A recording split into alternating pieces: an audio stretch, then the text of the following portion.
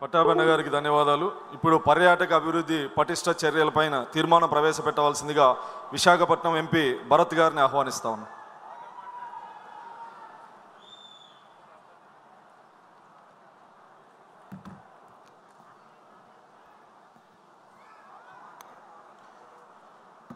Thank you రాజు గారు. అందరికీ నమస్కారం. ఆల్రెడీ కొంత లేట్ అవుతున్నాం కాబట్టి పేర్లు అందరికీ తీసుకోనండి. కమ్యూనిజం లేదు, క్యాపిటలిజం లేదు, అంతా టూరిజమే అని సిబిఎన్ గారు చెప్పినప్పుడు కొందరు విమర్శించారు. ఇప్పుడు వాళ్ళే ముందు మాట్లాడుతున్నప్పుడు కూడా పెద్దలు చెప్పారు, పొగుడుతున్నారు. మొన్న ఒక నేషనల్ ఛానల్ ఇంటర్వ్యూలో లోకేష్ మాట్లాడుతూ బెంగళూరు, గోవా ఒక బిడ్డ కంటే ఆ బిడ్డ పేరు విశాఖపట్నం అవుతుంది అని చెప్పారు. దాని ఉద్దేశం ఏంటంటే ఐటీ రంగమే కాదు, పర్యాటక రంగం కూడా విశాఖపట్నం అభివృద్ధి చెందుతుంది అనేది ఆయన ఆలోచన. అసలు పర్యాటకం అంటే ఏంటి మీ అందరూ ఒకసారి విశ్లేషించాలి. పని కోసమో ఆనందం కోసమో మనం ఒక కొత్త ప్రాంతానికి విజిట్ చేస్తాం. ఇవాళ నేను మహానాడు కోసం కడప దగ్గరికి వచ్చాను. నా అనుభవాలు కూడా మీకు చెప్పాలి. కడపకి ఎప్పుడు ముందు అంటే ఇక్కడ ట్రైన్లో ఆగాను కానీ టౌన్ లోపలికి ఎప్పుడు రాలే. కడపలో ఆతిథ్యం ఎట్లా ఉంటుంది, ఈ 3 రోజులు ఎట్లా ఉండబోతున్నాయని నేను ఆలోచించా. నా మిత్రుడు ఒకడు నా ఇంటికి రా, నాతో ఉండు అంటే నిన్న ఆయన దగ్గర ఉండడం జరిగింది. వాళ్ళు చాలా ప్రేమగా అక్కడ నన్నూరి షర్బత్తు, ఇవాళ పొద్దున కారం దోశ తినిపిస్తే నేను నా ఇంట్లో ఉన్నట్టు నాకు అనిపిస్తుంది. మొన్న ప్రపంచవ్యాప్తంగా ఒక మంచి పేరు పొందిన హిందీ యాక్ట్రెస్ ప్రియాంక చోప్రా గారు ఇవాళ మన తెలుగు డైరెక్టర్ ఎస్ఎస్ రాజమౌళి గారి సినిమాలో యాక్ట్రెస్గా కూడా పనిచేస్తుంది. ఆ సినిమా షూటింగ్లో తిరిగి అమెరికాకి వెళ్ళే దారిలో విశాఖపట్నం ఎయిర్పోర్ట్కి వెళ్ళేటప్పుడు ఒక సిగ్నల్ దగ్గర ఎవరో ఒక మహిళ జాంకాయలు అమ్ముతుంది. జాంకాయలు ఎంతమ్మా అంటే 150 రూపాయలు అని చెప్పింది.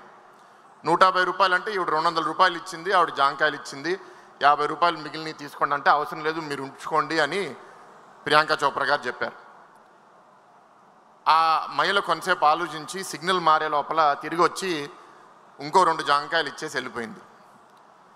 అంటే ఆ 50 రూపాయల చారిటీ కూడా నాకు వద్దు, అది తెలుగు వాళ్ళ ఆత్మగౌరవం. అది చూసి నాకు చాలా ఆనందంగా అనిపించింది.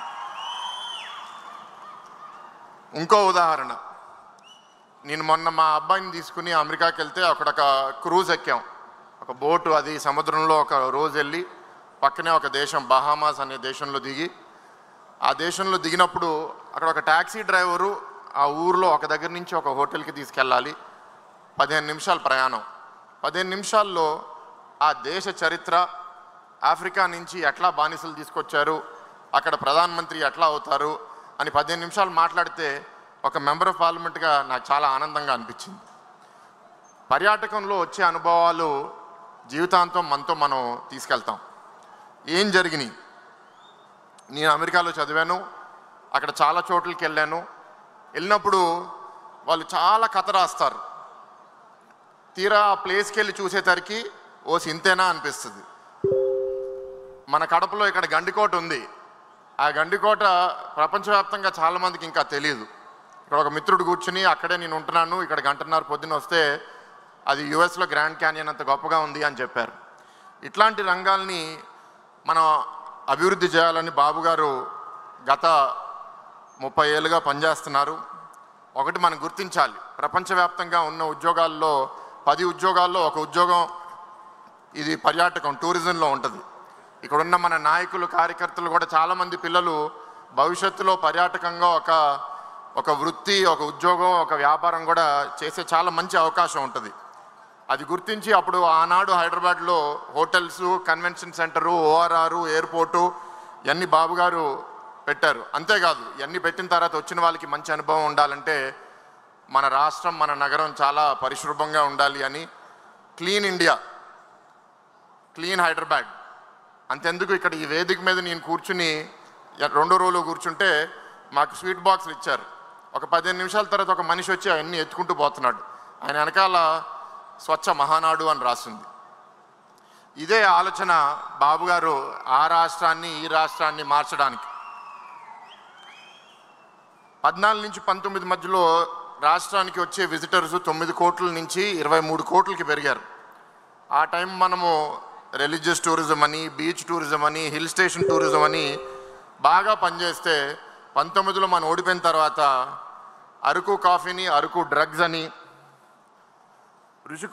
కొండని ఋషికొండ ప్యాలెస్ అని, ఋషికొండని బోడిగుండు చేయడం అనేది చాలా బాధాకరం. ఇట్లా చాలా జరిగినాయి. శ్రీశైలం నాగార్జున సాగర్ బోట్ టూరిజం ఆపేశారు, పాపికొండల్లో బోట్ రైడ్లు ఆపేశారు, విశాఖ ఉత్సవం లాంటి పండగలను ఆపేశారు. మొన్న మీ అందరూ న్యూస్లో చూశారు, కశ్మీర్లో పహల్గామ్ టెర్రరిస్ట్ అటాక్ ఎందుకు జరిగింది? ఎందుకంటే కశ్మీర్లో ఇవాళ పర్యాటకంగా చాలా అభివృద్ధి చెందుతుంది, చాలామంది వస్తున్నారు, ఆర్థికంగా అక్కడ అందరూ అభివృద్ధి చెందుతున్నారు. అది చెందిపోతే భవిష్యత్తులో మేము అక్కడ ఉగ్రవాదం చేయడానికి లేకపోతే అక్కడ విభజన రాజకీయం చేయడానికి కుదరదు అనే ఉద్దేశంతో పాకిస్తాన్ నుంచి ఉగ్రవాదులు వచ్చి పహల్గామ్లో టెర్రరిస్ట్ అటాక్ చేశారు. మనకి ఇక్కడ పాకిస్తాన్ ఉగ్రవాదులు అవసరం లే, ఆ వైసీపీ ఆర్థిక ఉగ్రవాదులు చాలు. వాళ్ళు 500 కోట్లతో ఎంతో అభివృద్ధి చేయొచ్చు. ఆ 500 కోట్లతో ఒక ఋషికొండ ప్యాలెస్ కట్టుకున్నారు. ఇట్లాంటి పనులు చేశారు. అయినా పర్వాలేదు, ఇవాళ మళ్ళీ మన ఇండియా కేంద్ర మంత్రిని కలిసిన అరకు కాఫీ వాళ్ళకి ఇవ్వడం, దాని ప్రాముఖ్యత చెప్పడం, మేమందరం మెంబర్స్ ఆఫ్ పార్లమెంట్లో కూడా అరకు కాఫీ స్టాల్ పెడితే దేశవ్యాప్తంగా ఉన్న అందరూ మెంబర్స్ ఆఫ్ పార్లమెంట్ 800 మంది మన కాఫీ తాగి చాలా బాగుందయ్యా మీ కాఫీ అని వాళ్ళు కూడా దాని గురించి పోస్ట్ చేస్తుంటే చాలా గర్వంగా అనిపిస్తుంది. వాళ్ళు ఆపేసిన ఈ బోట్ రైడ్లన్నీ మళ్ళీ మనం స్టార్ట్ చేశాము.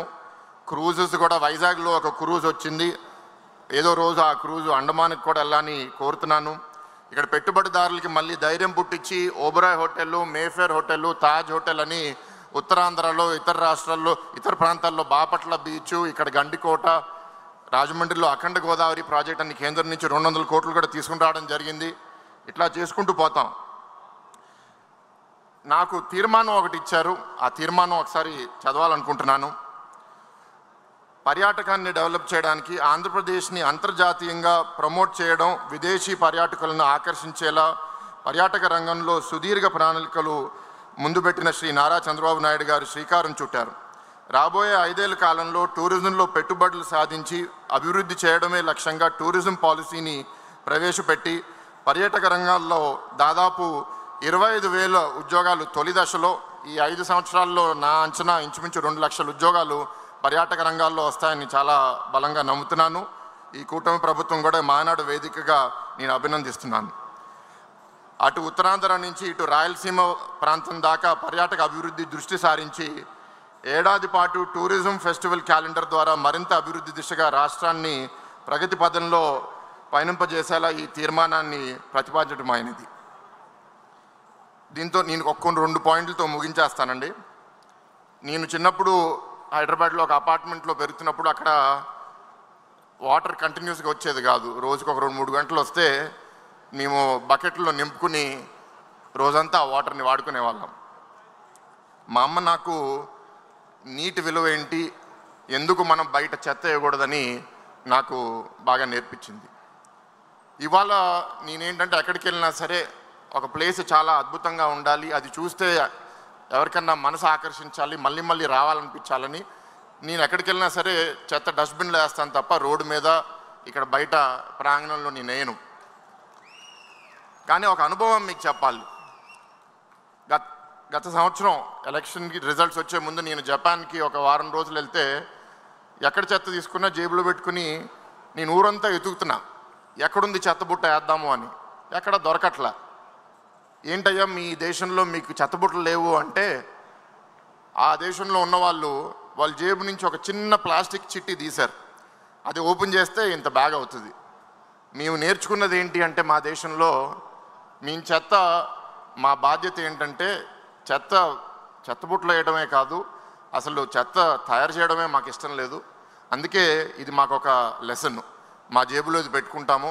ఒకవేళ చెత్త ఏదన్నా ఆ రోజు మాతో ఉంటే ఆ ప్యాకెట్లో పెట్టుకుని ఇంటికి తీసుకెళ్ళి మా ఇంట్లో చెత్తబుట్టలు వేస్తాము. మనం ఇంకా దాని నుంచి చాలా దూరంగా ఉన్నాము. ఇక్కడ ఈ గ్రామాల్లో నేను ఎక్కడ చూసినా సరే చెత్త రోడ్డు మీద చూస్తుంటే నాకు చాలా బాధ కలుగుతుంది. కానీ మనం తప్పకుండా బాబు గారి నాయకత్వంలో, లోకేష్ అన్న నాయకత్వంలో ఆ డైరెక్షన్లో వెళ్తాము. ఆఖరిగా చెప్పేది ఏంటి అంటే, మనకి చాలా నాగరికత ఉంది, కల్చర్ ఉంది, కథలు ఉన్నాయి, కళలు ఉన్నాయి. అవన్నీ మనం కాపాడుకోవాలి.